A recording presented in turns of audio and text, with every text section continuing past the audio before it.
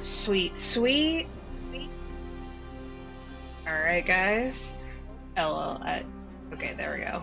I was like, why does it say GM on the map? That's funny. It'll show you who's controlling it. Alright. So,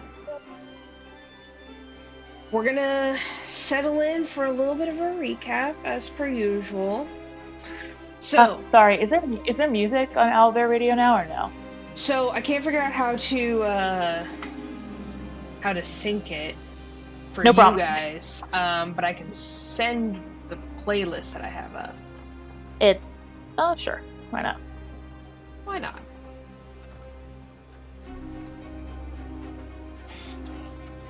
There you go. Oh no, wait, that's still out there. What the hell?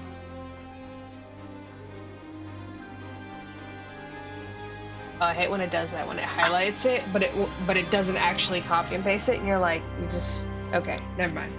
Alright, so, after a long day of adventuring further into Yon, featuring a truly bizarre puppet show, and new Fey friends, the party beds down for the evening. Harper uneasily dreams of her last night in the palace, reliving the horror of when the palace fell. When you awaken, your new companions are reassured now that Harper is here to guide all of you, and Gleam has clearly spent time reading over the ancient Sylvan text that Meow Wolf lent her. Gleam also mentions that she is concerned about the Jabberwocky that roams the skies, which Harper remembers is an insanely dangerous predator animal that Zybilna had spent several years attempting to befriend. Harper mentions that the Jabberwocky has a natural enemy, the giant owl, and Zybilna kept one at the palace for just this occasion, named Bloodybeak. You send out Keeks to survey the area, who returns and tells the group that they see an individual flying a kite, as well as a strange stone throne. The closest thing that he found was a nearby bonfire on top of a stone pillar. You cross a small lake to reach the pillar, and devise a plan on how to get the woman with the many swords and a pony with a small master down from the stone pillar. Amador and Elkhorn are no help and tell the party that they had hoped that they had some magic bullshit to help them with this. Meow Wolf jumps up to the top and rides the pony while casting Misty Step to bring the pony back down. By the way, I looked it up later, that's not how Misty Step works, but that's okay, since we also later learned that Harper for sure had mold earth. So we were gonna get the pony down regardless. Just before they missed away, the woman Keeks described earlier opens the door to her hut and shouts at Meow Wolf as she successfully throws a dagger into them. Once back down, Elkhorn recognizes the dagger and explained that there was a bit of a snafu with his old crew Valor's Call, and he may have done something cowardly when his team needed him. Suddenly, a small, wizened old man with a pug nose bursts out from the miniature hut atop the pony's back and begins demanding answers. He explains that Mollyver was simply protecting them, and Elkhorn pipes up to mention that she will be doubly pissed to see him in particular. You press him, and Elkhorn says that he was in love with the group's cleric, Mercion, and so was Mollyver, the rogue in question. Eventually, it got to be too much for him, and he decided to leave Valor's Call. Keeks flies back up and tells Mollyver that they didn't steal their pony, and she painstakingly makes her way back down to you. As soon as she sees Elkhorn, she is enraged and accusatory, and he quickly introduces the party to her. Once you mention that you've bested a few hags, she calms down slightly, but thinks you're either very crazy or exceedingly stupid for just marching straight up to the palace. You end up picking your way through the craggy hillside with Harper and Mollyver leading the way. You guys end up coming across the stone throne that Keeks mentioned earlier, and once you are there, you are able to decipher text etched into the side of the throne by Zindi. And you guys read about who you can only presume is Molly's father. And there's a sweet little poem about Molly and her father and their adventures and wizard travels. And as Harper sits upon the throne, she is sort of unceremoniously thrown mind first into like a void of knowledge and awareness, and her charisma is now 20, so her main spellcasting thing is now maxed out, and you guys ended up basically camping down for the night from there. Juniper went out hunting, kind of came back a little late, and yeah, you guys have just been around the campfire. Anything you guys want to do before you go to bed? So we're about to take a long rest, right? Yeah. Let's see.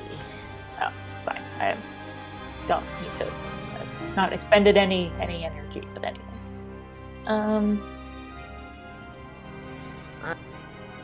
I prepare my wall sack to sleep in. Oh yeah, go ahead, Zindi. Right. Sorry. I was just gonna say that I lay out a little blanket next to Juniper Berry and kind of snuggle into her as my pillow. Yeah, this is kind of your guys' normal, and she does protect you from a fair amount of the cold, which is bone chilling. Like, it is just torrential downpour. Since you guys have been here, you're now on like day 2, night 3, or something along those lines. And it has just been nonstop cold, dark, and wet. It is getting very old very quickly. Yeah, Hold on, let me. Do I have any spells? No. Okay. Take care.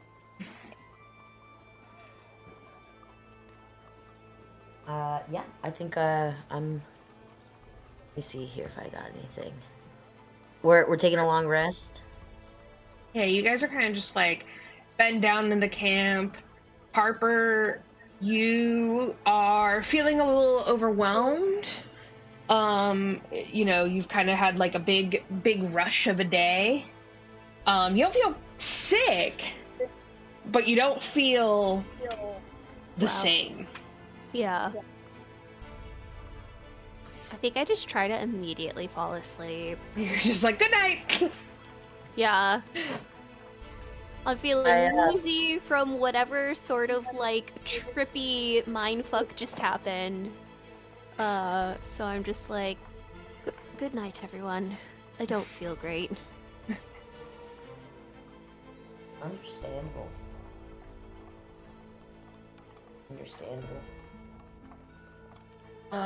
Yeah, I hop into my sack and I splash around. Keeks perches up on one of the trees, and Snoodles is snoring next to the sack. Perfect. Yeah, there are no trees, but there are lots of craggy overhang for him. This is actually kind of good for him. He likes the rocks and stuff. Awesome. You guys bed down. It would be peaceful to sort of like fall asleep to the sound of the rain, but it is one, very difficult to even get an amount of like dry area for you guys. So it's kind of one of those situations where it's you are all like huddled fairly close together. You guys are rolling fairly deep, and then on top of that, 2 of the people in your party have not seen each other in a long time and do not care for each other. Meanwhile, your motley crew of animals, you know, sort of add a interesting flavor to the mix. But you guys are able to, sleep a little bit, and you wake up the next morning. It is still raining. Everyone sort of, groans and grumbles as they get up. You guys do your morning routine. You go out hunting a little bit. Are able to sort of get enough for Snoodles and Juniper. They accompany you this morning. You guys are twice as successful. You guys note again, and silently at first, but then maybe sharing a look at how much larger they are than when you first got them. Which was at this point several weeks ago, and they are mounting in size. Juniper was never small, but Snoodles is for sure getting a little bigger every day, and Juniper is quite large. Is Snoodles getting any more I realize also, when we got him, he's a baby. That would also probably explain some of his annoyingness, at least to Zindi, as Zindi hates children. Except her brother. Wouldn't it be so funny if as Snoodles gets older, I'm just sorry, meta. We'll see. What if Snoodles, is Snoodles, gaining more agility, or is he, still just kind of a tongue out, silly boy. He's kind of coming out of the... Okay, so again, a little meta-ness. You guys sort of realize that what's going on with Snoodles here is he's slightly inbred. Slightly. I'm dying. Oh, okay, that makes... Do a history check on Snoodles. Feel like... Yeah, do a history check on Snoodles. I feel like I forgot about that. That definitely has come up before. I got, for a history check on Snoodles, I have a 19. Right, perfect. So, slightly inbred, and mostly just because, they would... You guys know the experiment where, they had the foxes, and they would just breed the foxes for basically, domesticity. And you guys also saw that, the albino frogs were being bred in, a certain way as well. So this is not new news or anything, but since he's not being spoiled at the palace, and he's out and he's hunting for food and adventuring, you guys kind of have seen him straighten out a little bit. He is more akin to a gator that you would have seen in the material plane, more of the you've seen him move with a quickness, whereas he was a little bit more clumsy before. Okay, cute. Adventuring is good. Okay, it seems to be doing him good. Yeah, as we're hunting, Juniper is just really my god, is soaked and just kind of cranky, and it's just oh gosh, the mud, feathers. I have this there's the coating that helps me stay dry, but not under this. And I'm kind of feel bad for her, but I look over and Snoodles is kind of in his element. Obviously, he's an alligator. It's wet outside. I'm assuming Snoodles and Meow Wolf are doing a little bit better than the rest of the crew, but he's kind of he's kind of agile. He's kind of going zoom, zoom, zoom. Ooh, a little a little critter there. Nom nom nom. Another critter there. Nom nom nom. I fully imagine in the cartoon right now. Yeah. In the cartoon, it would be sad trombone music while looking at Juniper and Zindi of just wah, wah. Oh, I cannot believe all this mud and wet, and then fully just Meow Wolf on surfing on top of Snoodles. Absolutely just Mario Karting shit. Yeah, I'm like, you know, when it's like raining super, super hard, so much that like you like can't, like I have something like really sucks, like where you're like rained in like your eyes, and like I'm like, and I look over and I'm like, wow, my lord, you guys are doing really well. They've like they like have like multiple like rodents. It's like a pile of stuff. It's definitely turning into seeing that Snoodles, if maybe not slightly inbred, would probably be a magnificent alligator croc thing. And wow, Noodles, you know what? You've grown quite a bit. Maybe I just wasn't paying attention. My lord, you look absolutely, I would dare say, regal atop your steed. Thank you. Why, thank you. Oh, yes, at the palace. At the palace, they told me there was much in store for me. Mommy and Uncle Daddy. Uncle would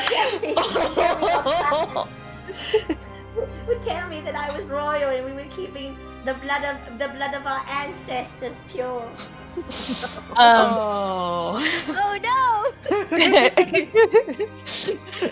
Snoodles. Fortunately, I actually didn't hear too much of that because the wind is so loud. You know, I just kind of think, you know, I think I heard him say Uncle Daddy, but no, that must have been wrong. And we continue on our way. We still know him as the king, though. Oh, okay. We go and, you know, just kind of wrap up the hunt. Oh my gosh. The deep and tragic lore of Snoodles' family will be. It's okay. He's an alligator. It doesn't really matter. Yeah, you know, like it happens. It happens. So you guys wrap up hunting.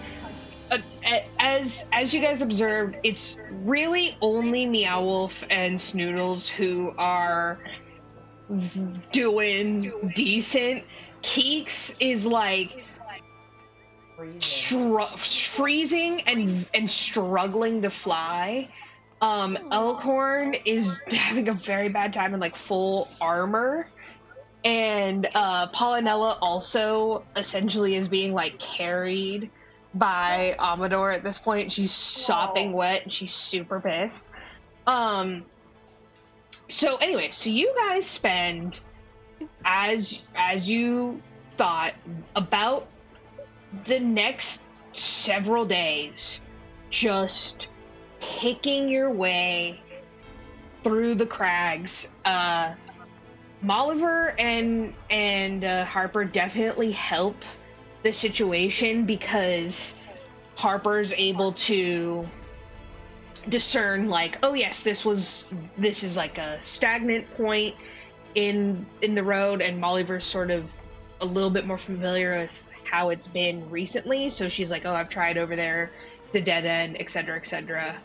But you guys spend several days just hiking in the rain, and it is wretched.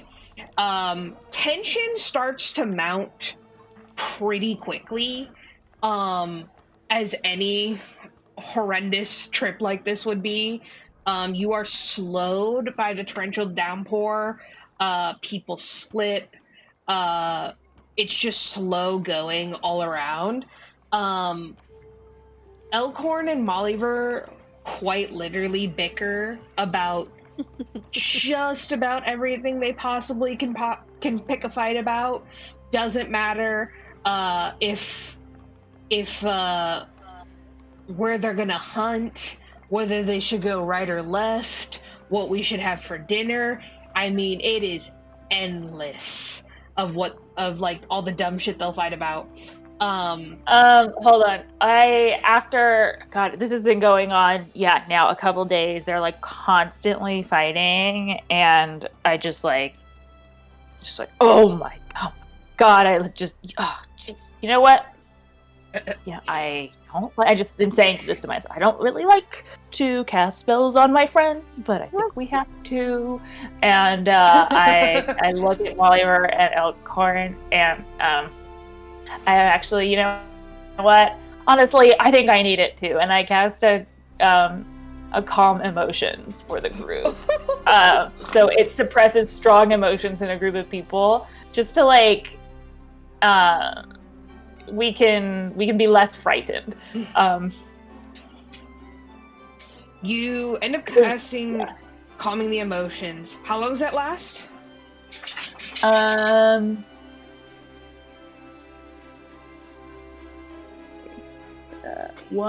Casting 10 minutes.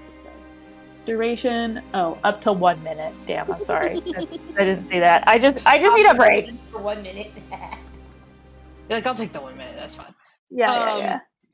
You end up casting calm emotions and like basically trying to give like a very like, guys, we're all friends. We're all doing the same thing. You got a friend in me. You got a friend in me. And that's my cat. That's how I'm casting this spell. So and everybody starts singing. But only during that 1 minute. Only during, and after it's over, everybody's really angry. Yeah. Everybody like is like, what the fuck is this song? I hate this song. God. You were so out of tune, Elkhorn. No, you were pitchy. And just it's just endless. On top of Elkhorn and Mollyver literally about to fight each other at the drop of a hat over the dumbest thing possible, Amador becomes increasingly fussy over Queen Pawnella, as well as paranoid. Everyone go ahead and make me an insight check on our boy Amador. Inside. 17. Okay. Natural 1. Oh no. You got your own problems. You got your own problems to worry about, Harper. Trip. I'm so concentrated, so focused. Can't even see this little dandelion. Yeah. I'm just trying very hard to make sure we don't fucking die. You had a lot on your mind. Yeah. You're walking with Mollyver and Elkhorn, and oh my god. Oh my god, this is terrible. Meow Wolf. Yes. What'd you get? 16. Okay. You guys, Harper is very distracted by Mollyver and Elkhorn fighting. It's kind of a lot. So, you guys are paying a little bit more attention to Amador. And, you hear him... It's hard to tell if it's bickering, because you really just hear bzz, bzz, bzz, bzz from Queen Pawnella. So it honestly always just sounds slightly agitated. But you can hear his side, and it's a lot of reassuring, a lot of basically trying to convince her that things are better off than they actually are. And you also notice that he sort of like whips his head really dramatically every once in a while and then like stops. And you're like, "You're okay, Amador?" He's like, "Oh, yeah. Almost as if he's trying to like hear something, but it's very difficult to do so over the rain and thunder. And he never seems very relaxed at camp. Over the next couple of days, what would you guys like to... Anything in particular that you guys would like to ask the rest of your new party about before you get to the palace? Does anybody know any known weaknesses or shortcuts? For Endlin? For just any parts of the palaces or shortcuts in the palaces that we should know about. I roll a history check. Yes. Blah, blah, blah. 16. So, Harper, you aren't 100% sure how Endlin has it at this moment, but when you lived there, it was, you wouldn't say booby-trapped. Booby-trapped's not the right word, but essentially if you came in with, ill intentions, or possibly without an invitation or something, like there were safeguards in place to trap you in places or redirect you. It's the castle is not, unless you know exactly how to get around, it's not a straight shot. You have to kind of go through some safeguards and puzzles. When you lived there, you had some keys, of course, but then there was also like passcodes that you need to remember, as well as like little riddles or mysteries that you would have to like solve every so often to get somewhere. Magical fun house. I relay what I remember to the group. All right. Not quite booby-trapped. I mean, it could be, but like, I like that. That makes me feel really confident. Strong. It's a strong But like, I remember what she like looks like and that sort of stuff, right? 100%. You, it would, okay, I don't think that you would remember, like, particular passcodes or something like that. That's basically like, remember your work locker from 15 years ago. I don't know if you would be able to recall that level, but, like, certainly if, like, a puzzle was the same, you think you would be able to, like, figure it out. She loved, like, testing people. And like occasionally like someone would get through like a couple of barriers and like gain access into something that they maybe didn't want to necessarily give them access to, and Zybilna would be like impressed and like go meet with them kind of deal. Mm-hmm. Like, that happened a couple of times. Not often, but a few. As far as weaknesses for Endlin, Gleam sort of states that she reiterates that they believe that Endlin somehow thinks that she's going to die during a lunar eclipse, and you guys have also clocked that there's no moon in Yon at this point, so there must be something with like a metaphorical moon or who knows what. Like, you don't know what kind of power one would need to possess to banish the moon from somewhere. But remind me what Gleam looks like and Gleam's sister, right? Yes, I could have that. Right, sister was like the sun, correct? Yes, sister was the sun. Dun dun dun. And that's why they think that they haven't basically tried to retrieve Gleam, but have kept Glister. Just saying. They could be the ones, possibly, metaphorical eclipse. They had an act where she mentioned that she had an act where it was that they only perform during eclipses. So she did mention that before. So you guys are sort of just like, I guess this is like a metaphorical thing, but she feels like she's going to be weak during this type of event. Interesting. So this event is something we have to coordinate because they're weak. Yep. Like, like, Endolin believes that she can prevent this.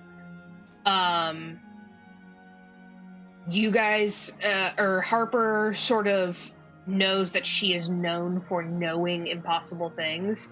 So it's within the realm of possibility that she, like, got an inkling or into how she was going to die and somehow interpreted that as she was going to die under an eclipse.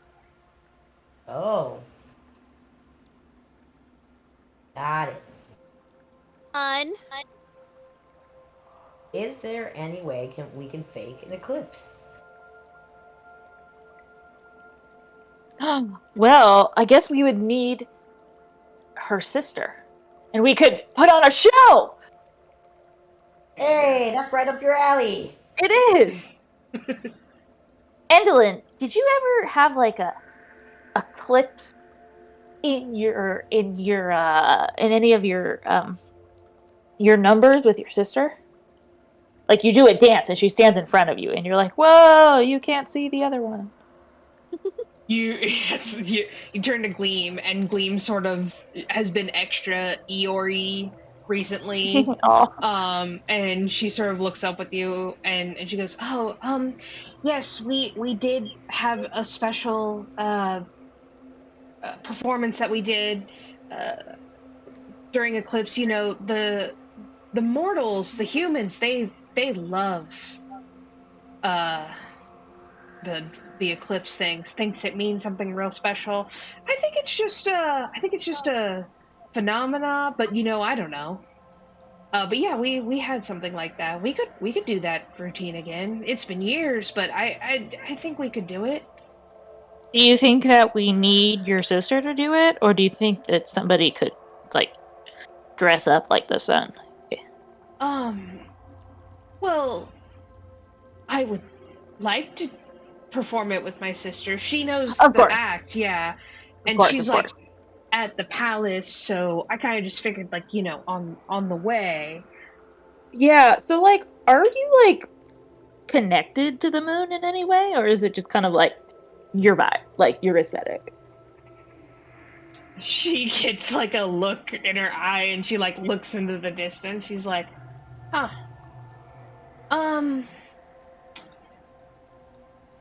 Yeah, I guess, I've always been the, how you say, black sheep in my family.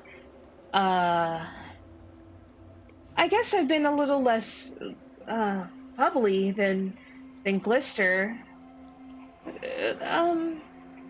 But I don't think I have any particular connection to the moon.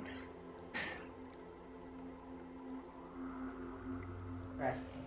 Well, thank you for answering. That seemed like a very difficult question. She gets like this look on her face where she's just like, huh. I don't. Maybe I have a connection to the moon. I guess I've never tried to. I think it's just an aesthetic thing. Right on. Anything else you guys would like to inquiry after?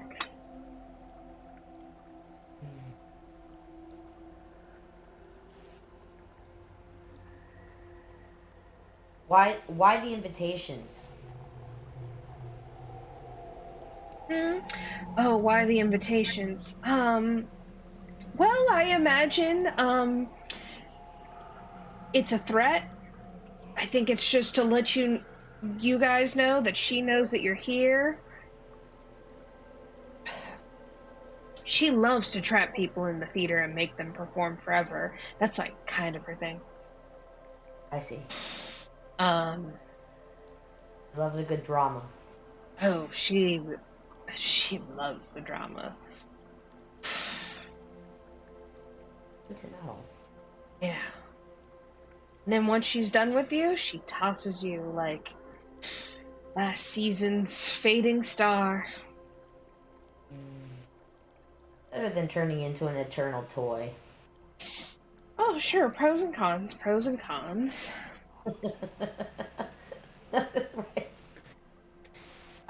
Which one's worse? Well, guess if you're a toy, are you immortal? Like you guys go into this like long drawn out conversation About which one's worse. Yeah. And it's like fairly morbid. Anything else?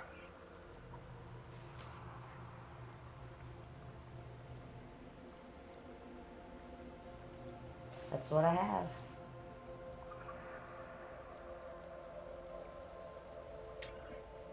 Harper and Zindi? No? No.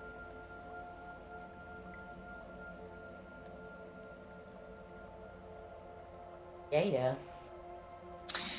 So you guys press on, and eventually you get to a point that Molliver has not been before, but Harper you do recognize. And you essentially recognize it as the back way in. You would often have like supplies brought in through this way, because it was a little bit more out of the way than the normal thoroughfare, and it was like easier for wagons and stuff to get through. It still brought you to the front of the actual palace, but it sort of like circumvented everything. You see that the palace is been added onto quite a bit in a particular way. Let me send you guys a picture.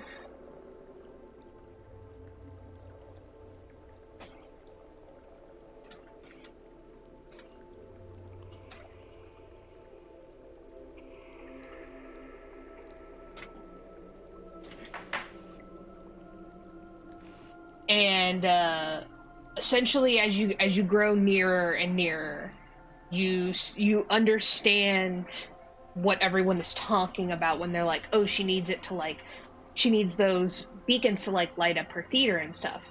She essentially has gutted out the courtyard of the castle and made a giant dome with an arena inside that looks like it can quite literally light up and have full shows in it. It's massive.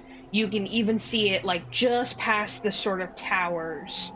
And as soon as like you kind of see it further on, it sort of snaps in your brain like, oh, okay, I see what everyone is like talking about. Because you were like, I don't understand. There was no theater in the palace. As you guys have neared the castle, you're about a day or two out. And the castle is massive, and you can kind of see that it's a little bit less of like organic shapes in the nearby future. You can see it a little bit better when like lightning flashes behind it, or in front of it. You guys still have been noticing that Amador is very jumpy. Very jumpy. He startles at every single thunder, and again, his face is a little difficult to read, but he keeps like listening in the distance. As you guys are walking along, sort of like in the early morning, early afternoon, about 2 days out, go ahead and make me a perception. Perception. Harper, you're there, right? 21. Okay, cool. 20. Yeah. Nice. 17. Okay, nice.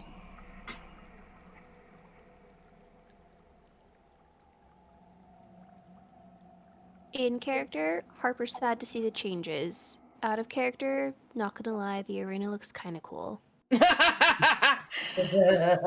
like, not gonna lie? Dope. She's Just a gonna little be bit. bad at this, even though it's evil. Yeah. Yeah. Roll for sadness? No.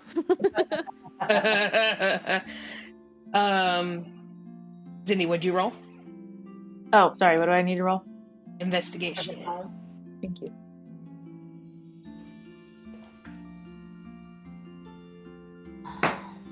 Sorry. 2, 9, 8 total. I was gonna be like, what? So you guys are picking your way along. You've had a miserable week, and Harper, you have just been kind of keeping your eye on Amador. You know something is wrong, you just can't figure out what. And as you are nearing the castle, like your head's sort of on a swivel, just in case you see someone, you recognize something, anything. And your large herringon ears start picking up a not so distant thumping. And you're like, and at first you're like, oh, it's just the thunder, like rolling in the distance. And then you're like, no, the timing is off. And it starts getting closer and closer. Amador is like, him and Pollinella are having a very heated back and forth in like low whispers. And in the distance you just hear thump, thump, thump. The fuck is that?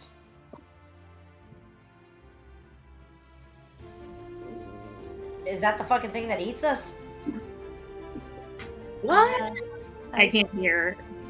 You're like, what? I'm like, there's something coming. Everybody, get ready. Is it that thing? We don't know. You don't know. I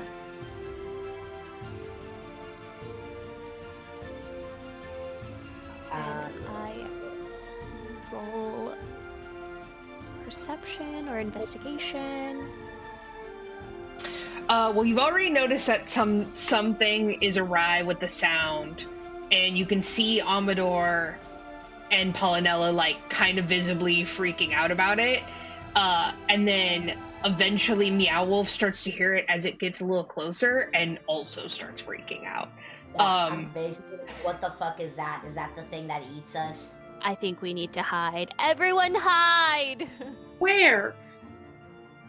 Literally anywhere. I cast at will pass without a trace to everyone. Okay. Okay. Does that mean that I don't need to cast 10. invisibility? Send a stealth. Yeah, it's pass without a trace is plus 10 to your stealth. Okay. So everyone go ahead and give me a stealth check to hide. Alright, stealth. I'm glad. Plus 10, I got a 21. Okay. Plus 10, 25. 13 plus 10 minus 1, 22. Minus 1.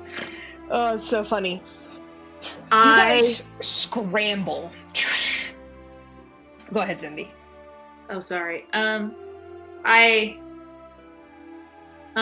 cast disguise self to like make myself like give like rock camouflage. So I'm trying to disguise myself as like a rock. Disguise myself as rock. All right, that's fine. Yeah. You guys scramble and basically try and like hide into nooks and crannies. It's very funny. For a second, Harper does bear a very striking resemblance to some of her brethren. I'm dying. Like Harper like crouches down, like fully goes scampers. Yeah, crouches I down. use like big ears. like fully like hop as fast as I can. I hold my ears down because I know that they're gonna stick up no matter where I go. They're so wet with rain that you're like, ugh. So you guys wait, holding your breath.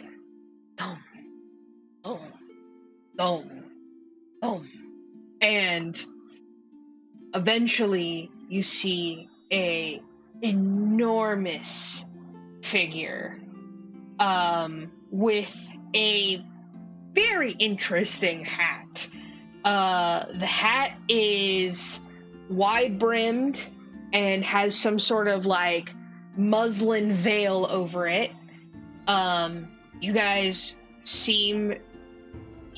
also notice that he only has one eye, and he has all these like various like potion bottles and pouches and stuff on his belt, and in his hand he's carrying a enormous like walking stick and a incredibly large beehive on the end of it. You guys hear through the rain and the footsteps thousands and thousands of buzzing.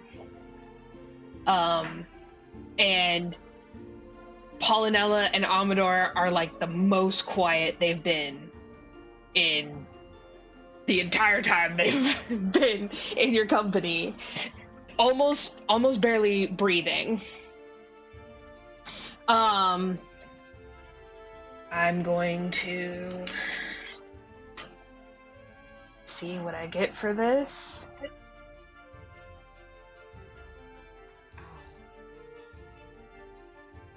He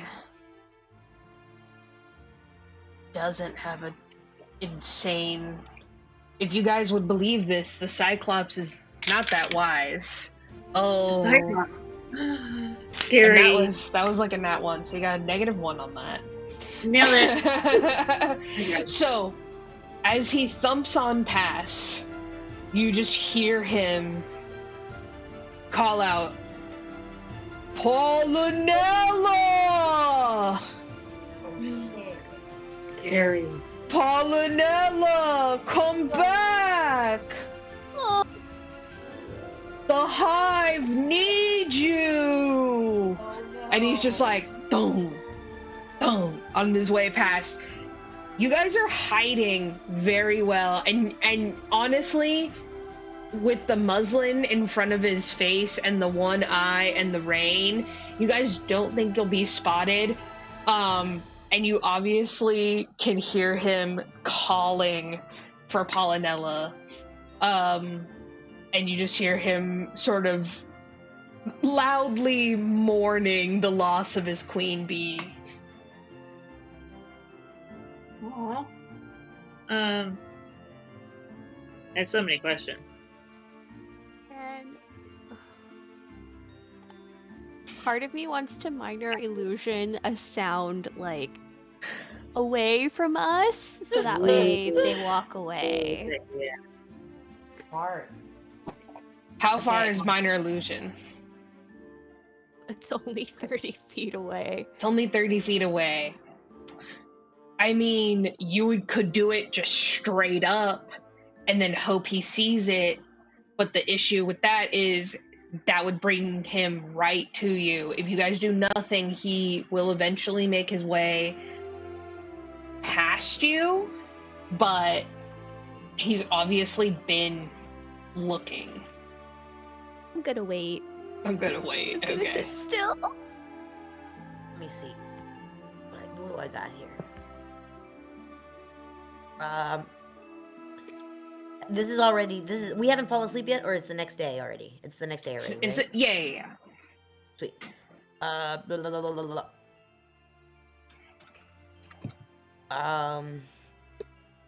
What does this do?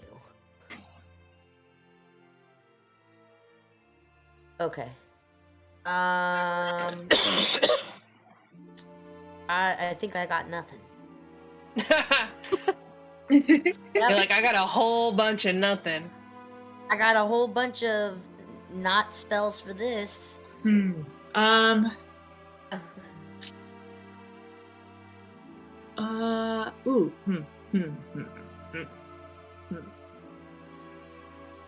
I try to slightly poison him so he runs away? That's where we are. I mean, like, how would you get the poison into him? A dart, bro. A dart. Okay. Okay, alternate possibility. I make him fall asleep using sleep. The thing with sleep is, I believe it's only up to 24 HP, right? Oh.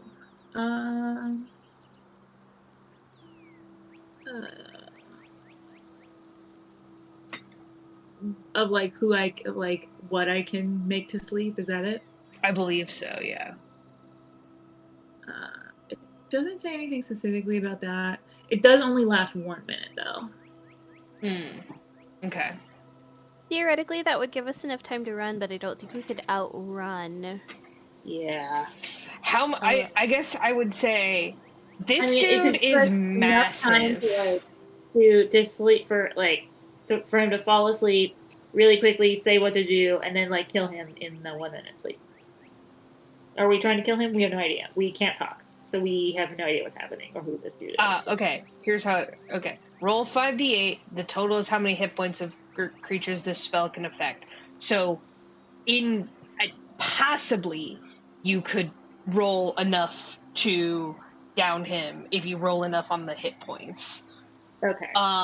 For the dart idea, I suppose it would be how many darts you got.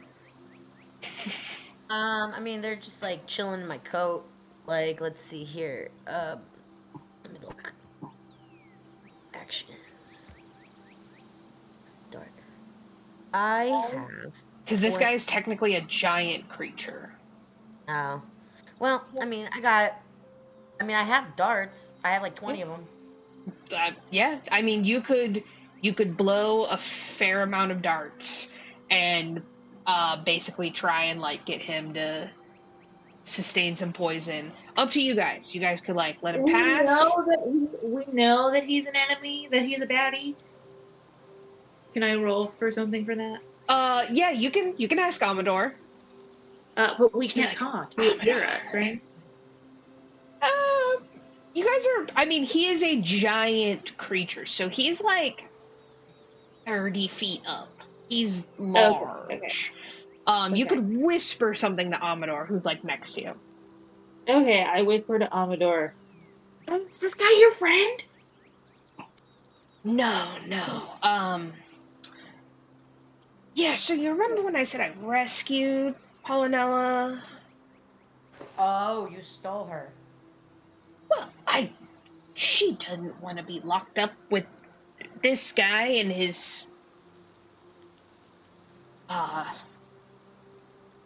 he sort of gestures to the beehive, and he's like, she belongs with me as royalty. Hold on. I think for a second. Has any one of us talked to Polynella besides talking to Polynella via this dude? How do we know that you didn't steal her? That kind of seems like a hive, and isn't she a queen? Well, yeah. I cast comprehend languages on myself. And so for an hour, I can understand the literal meaning of any spoken language that I hear. Does she speak the language? It's technically Or- she speaks Bumblebee, yeah. Okay. Bee speech. Yeah. Or Oh, key. can I cast speak with plants and speak with the flower guy? Yeah, like in his, I mean, Amador, you can talk to him just like he knows Common and Sylvan, but you can, you know, speak to him He's the in a only time I'm gonna have private a chance. language. Yeah, wouldn't say no to that. So you guys wait like a little bit to where he's like stepped off. You can still see him, but you basically start asking Amador and Polynella a bunch of questions. Harper, you cast comprehend languages, and you are like, well, here goes nothing, and you go and you march on up to Queen Polynella. I bow and I say, Your Grand Highness, if you can understand me, please acknowledge me. Oh my god, girl! I thought no one would ever figure this out.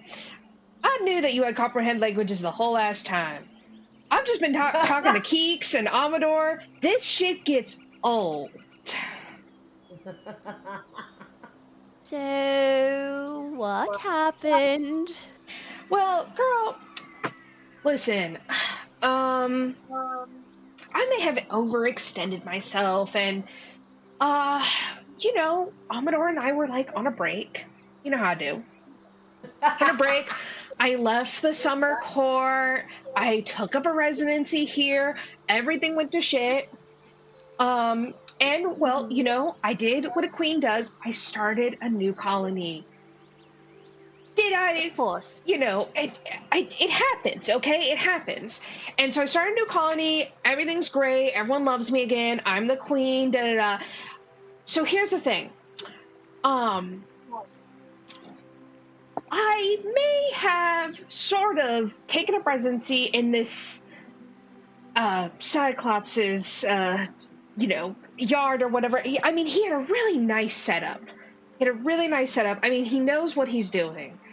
But you know, when Amador came knocking, I was like, "Oh, of course I'll go back to the court suite." And I didn't really think about the like logistics. You know, I guess I sort of understand that the colony would die if they don't have a queen bee, but like, I just figured he'd get a new one. This whole time I'm like, I kind of just like, I'm standing there. I'm like, I just hear, and Harper is going.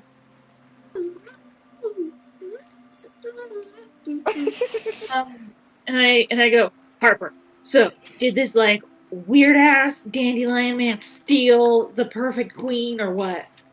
Well, not really. Oh, okay. So she's like chill with him. I relay the entire conversation. Huh. I kind of like look at Queen Polynella, look back at Harper. Yeah, that makes sense. I think I look back at the queen and I'm like, so your colony is probably going to perish soon, but you want to go back to the summer court, but you're not really a fan of... Okay, I think I'm understanding everything happening here. Right, and let me be clear. Let me be very upfront. Fairly certain that my old colony is also dead because I haven't been away for a second. But you know, that's just what they do. Jesus. I'm the queen. The colony cannot survive without me. So I'm really the whole big deal. That's why he's looking for me. It's kind of flattering. But now that Amador is here, I just wanted him to come get me for some attention. Jesus. You just bzz, bzz, bzz, bzz.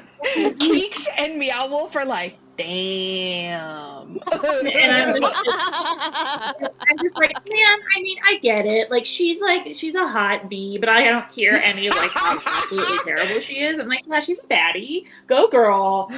Girl boss. Yeah. I Girl think boss the look JK. that you see on Harper's face is just kind of like her jaw is a slightly agape. She looks like very blank in the face, just like slowly nodding her head, trying to like understand the logic that is being told to her.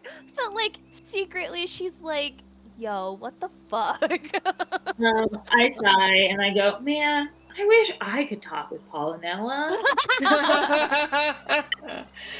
Yeah, That's so a pretty cool conversation. Like, is she like a cool person, Harper? I relay the second half of the conversation to everyone.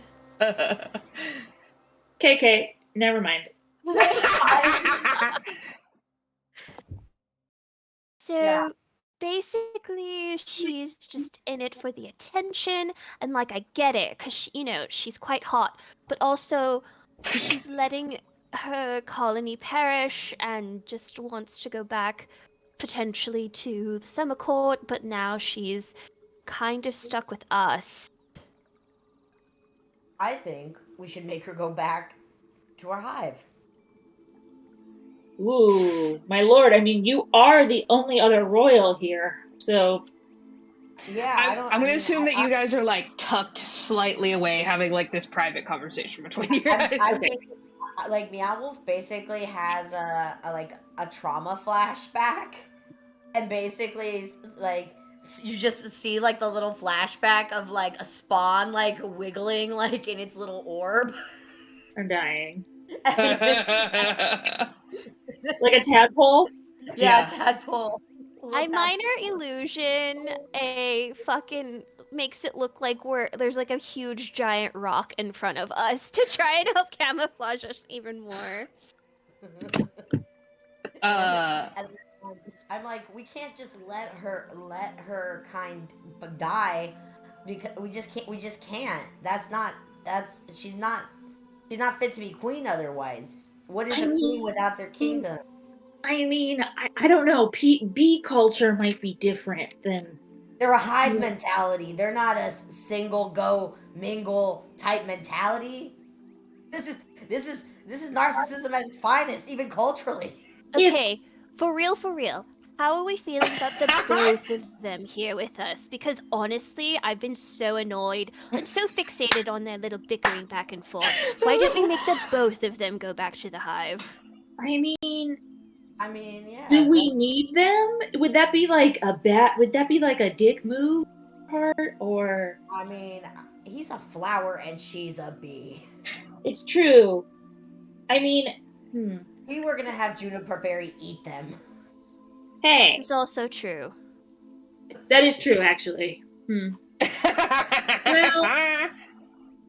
I mean, I don't feel that moved. I mean, the only thing is, like, Moby over there might get kind of bummed if, like, we sell out her friends, and we definitely need to keep her. That's fair. Okay.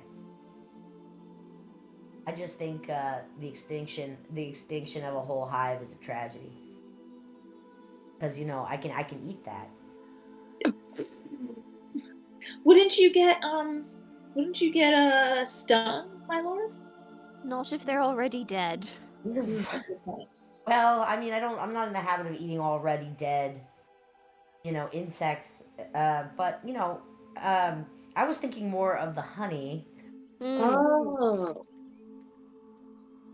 But I can also eat them. I mean, the stings aren't terrible. It's uncomfortable, but you can still eat them. How about this? Maybe as slightly dick move, but one that kind of benefits everyone. We tell them that if they don't stop their bickering, we will ban them from the group and make them go back to the hive. So they have to be on their best behavior. Oh, that's a good one. Thoughts? Yeah, let's do it. Sounds pretty good. Let's tell them. Okay, turn back to the queen. You like disappear the wall. You can see that Amador and Polynella, like Amador is fully fawning over Polynella. Polynella is super dramatically like in his arms, like with a wing slightly over her face, and it's just like Harper. You can still understand her, and she's like, "Darling, it was terrible. He wants me to go back there with my second colony, and I want to start a new colony with you back in the summer court where we belong. Oh, don't make me go back." And Amador's just fully. Oh yeah. Yes. So the group and I, we've been chatting about your current predicament, and we've come to the conclusion, no tea, no shade, as they say, but if the two of you are not on your best behavior for the remainder of this trip, we will tell the Cyclops where you are, and we will ban you from our little group, and you will have to go back to your second hive. You see that she like gets like she gets up out of Amador's arms and like flutters a little, and she goes, "Well, I don't know what you mean. Well? I'm always on my best behavior." Bizz. I'm hearing the angriest buzzes ever. Yeah. So no more. I have a finger up and I'm wagging my finger at the both of them. So no more bickering between the two of you. Best behavior now. Fine. Also, Aye. Amador, just saying. Pull up your pants a little bit and stand up for yourself. That's all I'm saying. And I like walk away as quickly as I can. Amador sort of like is patting himself, and he's like, "I don't understand. I don't wear pants, but maybe it is one of these metaphors." And then I say in plant talk, stop showing your plant ass around and get it together. He like jumps as he hears like his like native tongue. And he goes, my lord, I didn't know you knew the speech of the wildlands." Yes. It's one of the many tricks I have in my book of many things. In my book, I point to my head. And I go, I don't know if I know how to read too well. I do know how to read. I'm just joking. Righto. Well, she's just cranky. You know the weather. It's been very terrible. It's dreadfully cold. Just, well, let's, shall we? And he sort of, like, pushes everyone, like, forward, like, very eager to get away from the Cyclops. And you guys continue to trudge along. Harper, now that you know what the footprints, like, sound like, you do listen for them occasionally, and you're fairly confident that they are going the opposite direction of you, but that he'll probably circle back around. He is very, very tall, so he can sort of travel a little bit quicker than you guys can. How long does Pass Without Trace last again? Like an hour? Let me check.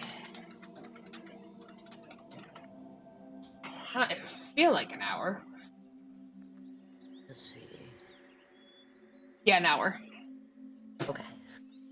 Sweet. So we have at least an hour minimum to be as stealthy as we could possibly be. Yep. And you guys make good use of it as you scurry along. Eventually, you again bed down for the night. You sort of push yourselves a little harder than you have in the other days. One, to put as much distance as possible between yourself and the Cyclops, and two, because you can like kind of see the castle now, so you're a little bit invigorated. And after another like day of traveling, you end up coming to what you remember is the front-ish of the castle, which I'm going to put in the main chat for you guys now. Oh shit. Ooh. The main difference is, while before the castle was pristine and full of various enchanted fountains and the like, it is now very overgrown. Obviously no one's been out here gardening. Thorns sort of grow wherever they like. It's a little bit more harrowing looking. Some of the stone paths have given away due to roots and stuff like that. But it's still the castle that you remember. Except there is one giant problem. As you guys sort of come up over the hill to sort of peer upon, you notice that sleeping in the doorway is a massive Jabberwocky. And furthermore, there is a injured giant owl, which you recognize as Bloody Beak. You hear him over the storm, sort of screeching and whining, and you can tell that something has happened to his wings because he can't fly. But the Jabberwock is fully sleeping, and while Bloody Beak sort of screams and thrashes in pain, as if the Jabberwock is basically toying with it and keeping it alive until it wakes up so it can chase it or whatever have you a little bit more. Pretty gut-wrenching to see as you first come up over, and at first you're taken aback by the castle and seeing it again, and then as you sort of your eyes adjust, you're like, oh shit. Damn. I think Harper tears up a little bit. I cover Juniper Berry's eyes. Look. Oh gosh, that's terrible. Can we help him? Oh no, we can help if we can. He is alive. Yeah. But what about the Jabberwocky? How many feet is the Jabberwock away from? Oh, so close. Maybe within 40 feet. Oh, that is very close. Very close. They're giant creatures, so it could be a little bit more, but yeah. Hold on, I'm posting a picture. I know, they're hideous. Bloody Beak is cute. Oh, whoa. But he's giant. He's giant. Both of these creatures are insanely massive. They take up the full doorway. So it's essentially you guys are oh, cool. Well, the Jabberwock has apparently just posted up in the front entrance and has made a claim drawn a line in the sand about it. Wow.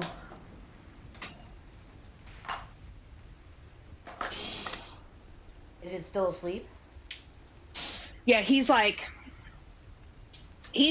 sleeping, or as you do not see the whites of his eyes, but the Bloody Beak the Owl is looking a little worse for wear, and he's just basically just rustling and rummaging around, trying to get away, but can't fly. It's obvious that they've been fighting for they were probably fighting for like a while, and like this is like the Jabberwocky feels like he's bested the giant owl and is now just like prolonging the end game. This is like a creature that like likes to toy with its food, essentially. Oh, that sounds fun. So what do you think, everyone? I'm whispering. I'm like, we're gonna get past this thing, or how are we gonna do this?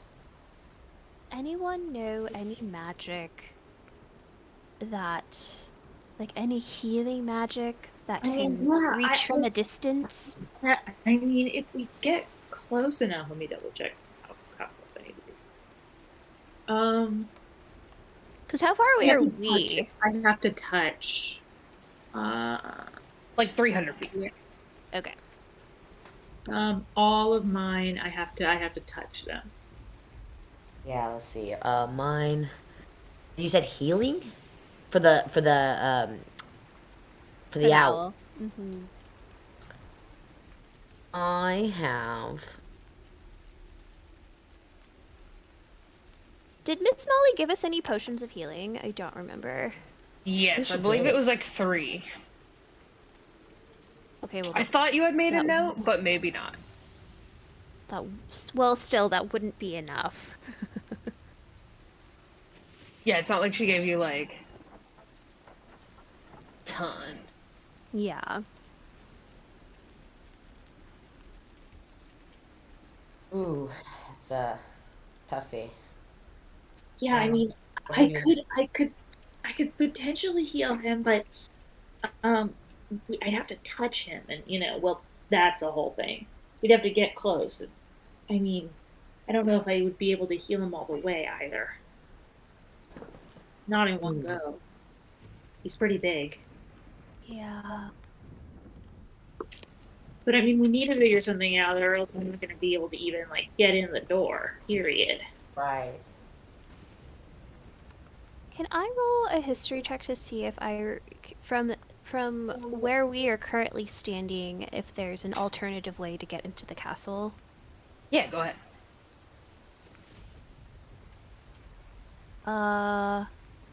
22. So there are other ways to get into the castle. You remember that there was like a couple of tunnels. Unfortunately, you typically only use the tunnels going like out from the castle, and they land you very far away from the castle, and you're like, I don't know where I would begin to like look for the entrance, since you didn't see anything like that familiar when you were out before. It would basically be adding on quite a bit of time to your mission here. And you would also be going in like fully in the dark, like you do not know how to get to the entrance to the opposite end of those tunnels. You could, there are less obvious ways to get in, such as like you could basically try and sneak in or climb in, etc., and just sort of like take your risk with like possible traps and stuff. Or you could like fully try and go around and try and enter through the theater first. The way it's kind of set up is like the theater is like behind the main entrance. So it kind of seems like the way Endelin had it set up is like you must go through the castle to get to the actual theater.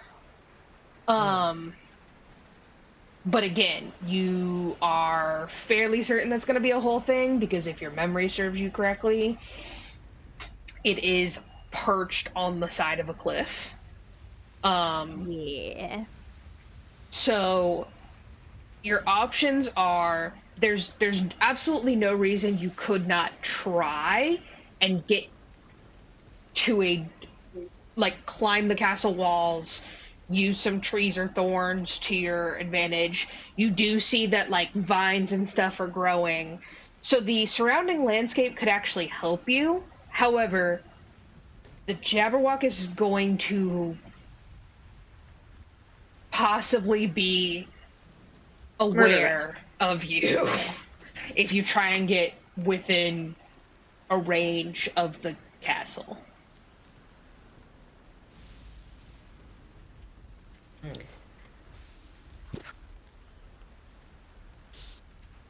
That Even- is something.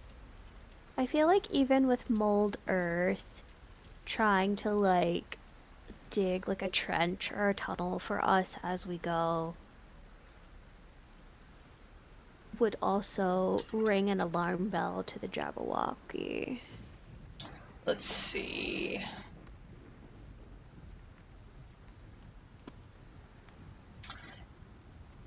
Well, okay, so here's the thing with Mold Earth. You can only do a 5-foot cube, which is not like basically just enough to hold you. Like, you could, in theory, dig through underground, just you, and go like one at a time. The changes Yeah, we'd only have to last go, for like- an hour. It would have to be single file. Like I we'd don't have to even- walk in a single file line. I don't even think that you can get everyone through. It would be like you and yourself, because it's just a 5-foot cube. Like everyone else is not gonna fit in that. And it would take you some time.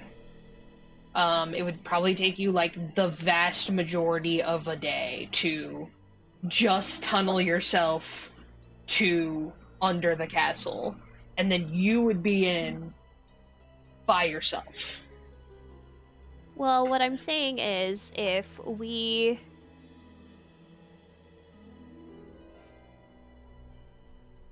So the changes last for up to an hour, right? Mhm. And even if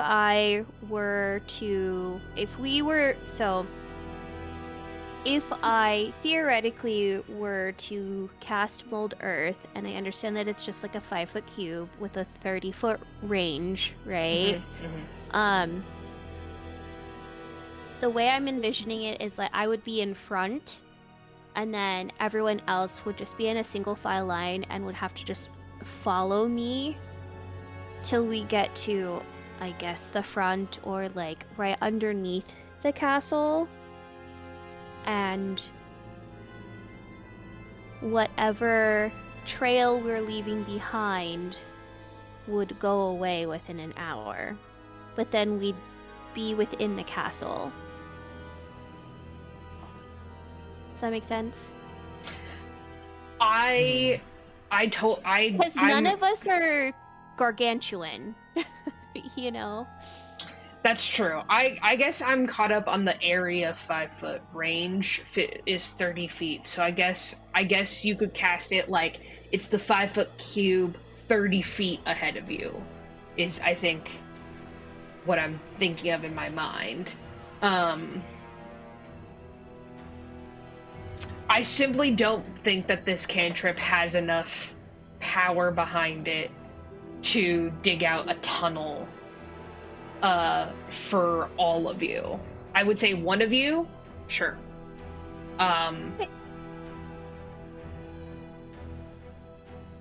Unless you're able to cast it at a higher level.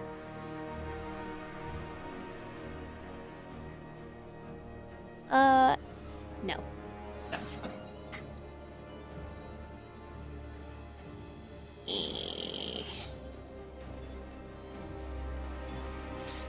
You're like, well, that's an option that I can go in by myself.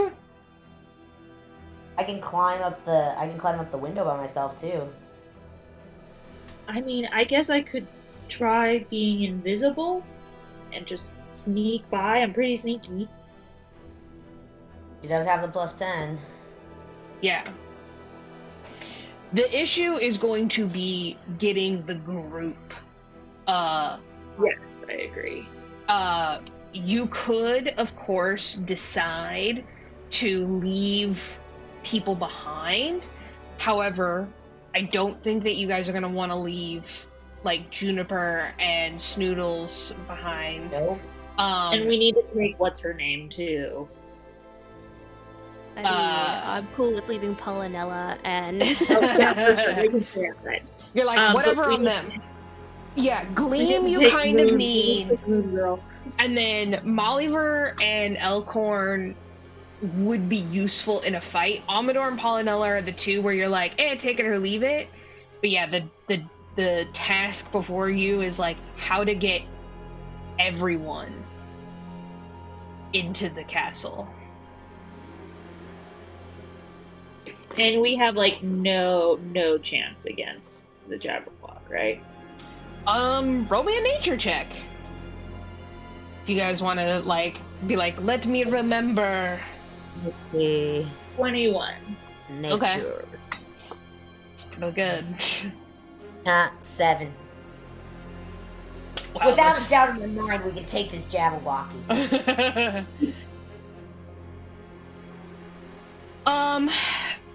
Well, with a 21, so it's not that you don't have a chance, because it is just one creature.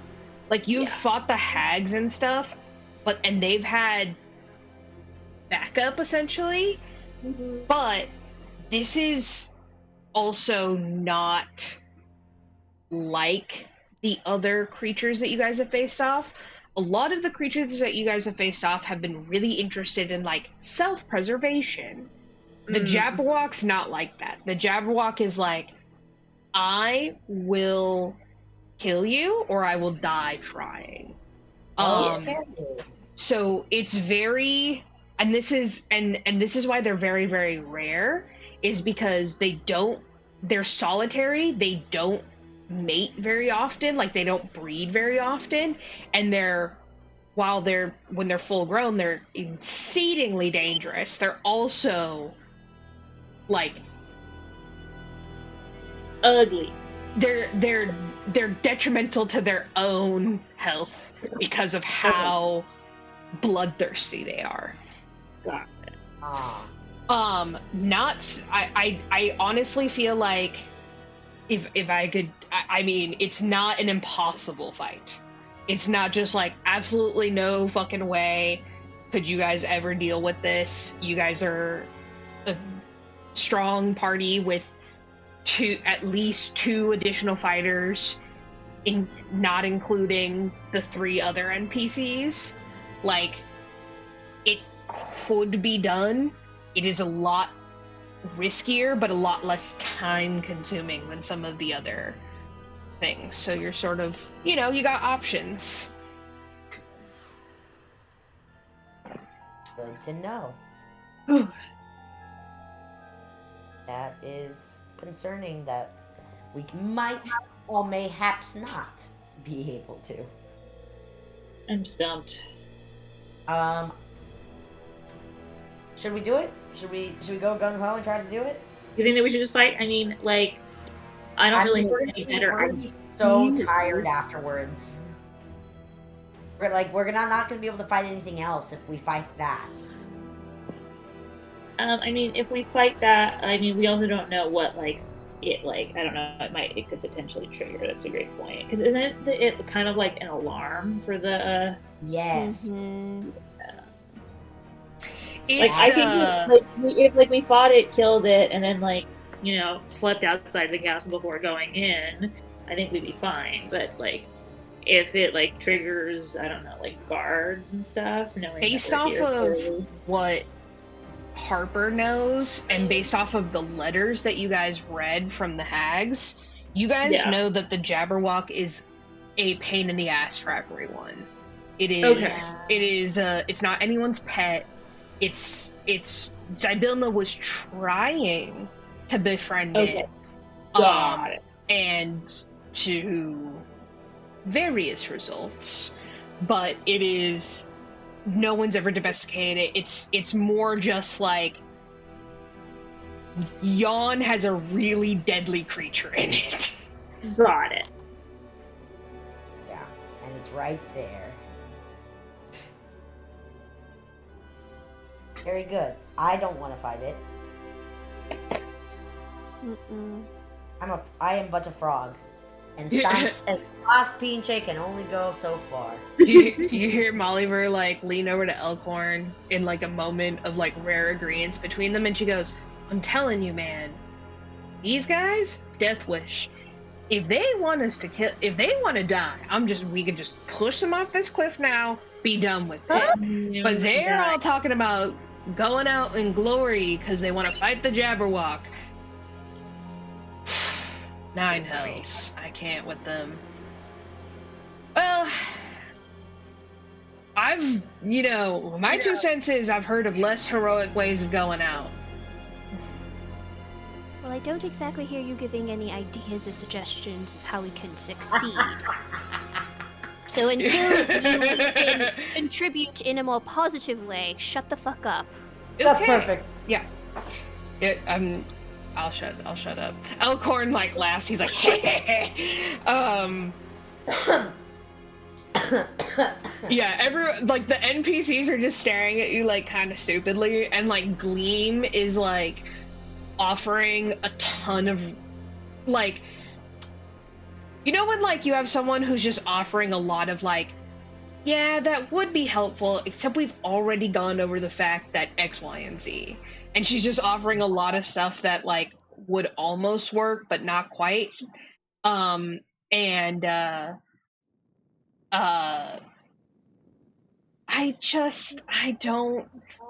suppose like we could one by one try and pass without trace, like, and try and go around, and then maybe we could use Juniper as like bait. No, that's crazy. And she just like going through like all kinds of random like stupid things. And you guys are just like shh. Shit. At least she's contributing. Gleam looks like genuinely like pissed that like she doesn't have anything interesting to add, and she's just like, I just didn't. If I'm gonna be really honest, I didn't think I'd get this far. Oh. I had a lot of problems busting out, and I didn't think like busting back in was gonna be, coming up real quick here. But On the Jabberwock definitely complicates things. Yes, it does. Yes, it does. I am less inclined to fight this thing. Anybody, is anybody else like thrilled to try to take on one of these? I mean, I deeply believe in my power of song, and I think that between that and friendship, it could be possible, but, I can't go in alone. Song and friendship. Absolutely. Those are my powers, so. It's definitely going to make you have a change of heart. I agree. You sound like a Care Bear. It's really cute. Thank you. You hear Elkhorn just like, it could be cool. I'm just saying, it could be cool. Elkhorn's all like, I want to I say that I believe in my powers of song and friendship, not because I believe that they could possibly win, but just I believe in myself, and I don't have anything else to really offer the team in terms of fighting it, but, You got it. Thank you. That's very sweet of you to let us know. I mean, you've been doing quite well the whole time. True. So, I don't know, it could be pretty epic. All right, well, let's. So you want to be epic? Yeah, I think I'm on Team Epic. Wow. Well, shit. I mean, if we're going epic, let's go wake that thing up right now. Fuck cast without a trace. Okay. Like, what do we? So we're gonna do it? We're gonna go wake it up? No. Harper's like, I am so squishy. I'm so squishy too. I also am indeed squishy. We should take a vote. We should take a vote. I mean, I feel like out of character. I feel like if hypothetically we did go and like wake it up, try to kick his ass, if it did, God forbid, attempt to eat Meow Wolf, it could potentially die because Meow Wolf is technically poisonous. That's true. So, I don't want to sacrifice you by any means, I mean, but I am saying like your poison could be of value to us somehow. I definitely think that we should not just run in without a plan. I think that if we do some good, like craft or like planning, I think that we can use the skills that we have available to us to do this right. But we definitely need to plan in advance. That's a great call, Harper. Actually, out of character, I think that this is a genuinely bad idea, but I want to do it because it sounds like fun, game-wise. Yeah. Agreed. That's so amazing. So as we're talking about this, Snoodles gets a little distracted because he sees like a little porcupine thing. No. And Snoodles, you stupid bastard. Snoodles. I'm hungry. And Snoodle starts waddling out to grab to go get the little porcupine, the little animal to eat. Gets really, really, really close to the Jabberwocky. He meanders 300 feet. Yeah, he meanders 300 He's feet. been meandering this whole time? Oh my fuck. Well... Towards the... towards the Jabberwocky.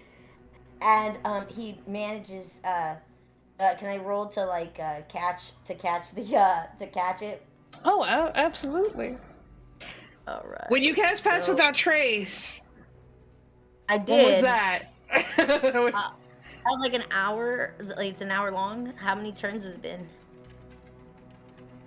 Has it been an hour? Roll for catching, and then also roll for stealth, and then Okay.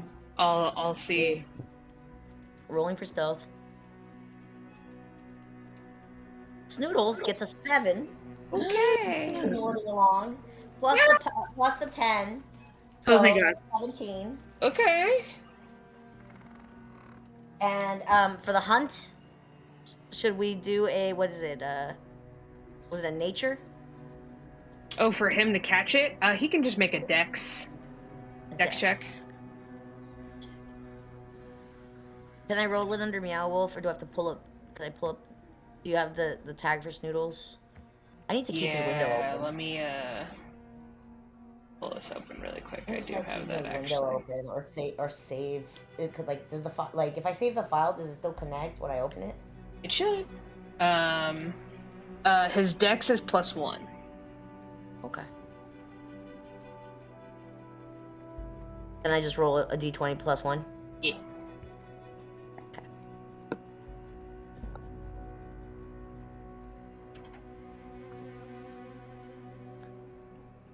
Oh, he got a 20. He snags that porcupine up.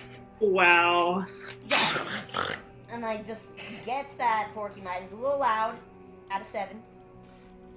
But it's a 17 with the Pass Without Trace. As you guys are chitty-chatting and sort of going back and forth about should we not, etc., etc., all of a sudden, Keeks looks around and he's like, "Hey, where's Snoodles?" And all of a sudden, you all are like, "Oh, shit." And you guys hear a pretty loud, like making hell, like the snap of the porcupine and all that. And you guys look towards the front of the castle. The giant owl is sort of just labored breathing. He's kind of stopped struggling too hard. you see the whites of the Jabberwock's eyes open, and you see him unfurl his wings rapidly, and you hear a devastating screech ripple across the landscape. It hurts your ears to listen to, and you guys are filled with a deep, deep terror. And you see the Jabberwock start to flap his wings, and you can see that he has seen Snoodles. No. Dun dun dun dun. Dun dun dun. Snoodles snags up the porcupine, starts going for a full sprint. Just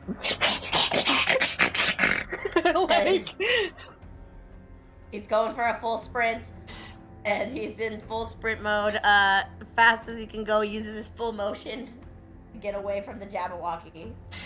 You see Snoodles just start booking it, going his absolute fastest, and you guys see that the Jabberwock is exceedingly fast.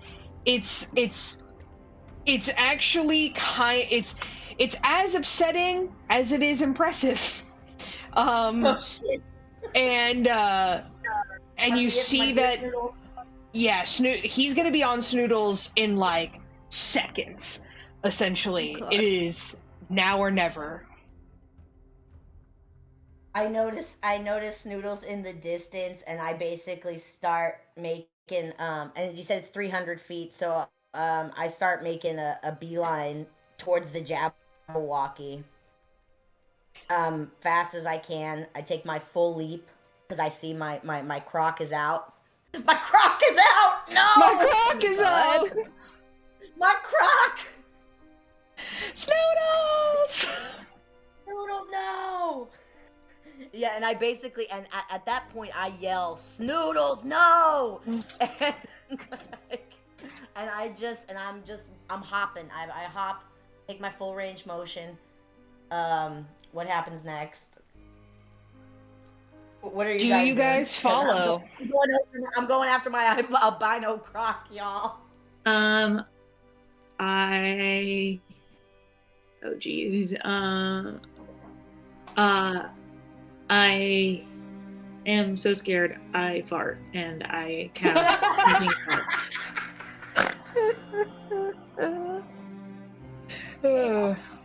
Stinking Cloud. Don't worry.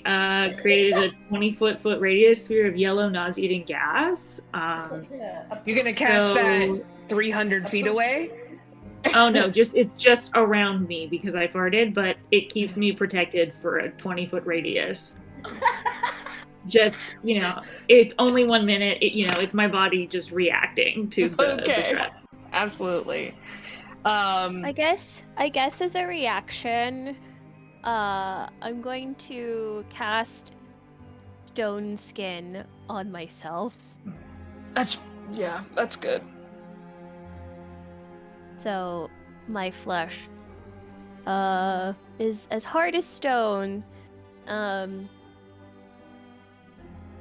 It's concentration up to an hour, and I have resistance to non-magical bludgeoning, piercing, and slashing. That's good. That's good. All right. I'm gonna have you guys roll initiative. I'm gonna assume that everyone takes off after Meow Wolf now that they see him just running, unless they're just like, you know what? I'm gonna let Snoodles and Meow Wolf die. Oh my god. They died as they lived. They died as they lived. Annoyingly. Like stupid. Like, and you just hear Mollyver just be like, gods. And she's just like, you hear Elkhorn, woo! And he's like, just like old times. And they start running. And you hear Paulina. And Amador's like, he draws his little rapier, and he's like, tally-ho! And they start running. So... Keeks is like, Noodles, you dumb prick! What are you doing? You asshole. Alright, so it's about where we're gonna end for the Perfect. evening. Amazing. But we will start back up with initiative. Next round while we battle the Jabberwocky, and it's gonna be epic. Oh god, I hope Noodles doesn't kick the bucket, yo. Oh, dude. Well, I mean, I just want to point out that it was fully you who was like, Snoodles wanders off. Well, I mean, like, It feels in character. If it was very in character. It was very in character, and when Jazzy's like, at a game, I want to fight this Jabberwocky, I was like, Snoodles. Sounds good. Yeah, that's fair. Dummy. Let's What just did you make it get happen. done with?